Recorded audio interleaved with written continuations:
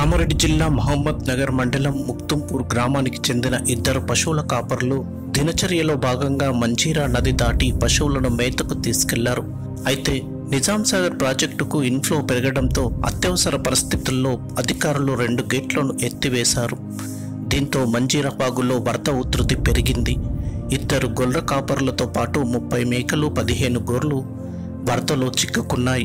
విషయం తెలుసుకున్న పోలీసులు ప్రాజెక్టు గేట్లను మూసివేయించారు. ఘటనా స్థలానికి చేరుకున్న రెవెన్యూ, ఫైర్, రెస్క్యూ టీం సహాయంతో జలదిగ్బంధంలో చిక్కుకున్న గొర్రెల కాపర్లను మంజీరా ఒడ్డుకు సురక్షితంగా తీసుకొచ్చారు. వరద ఉధృతి పూర్తిగా తగ్గిపోయిన తర్వాత 30 మేకలు 15 గొర్రెలను సైతం ఒడ్డుకు చేర్చడంతో స్థానికులు ఊపిరి పీల్చుకున్నారు.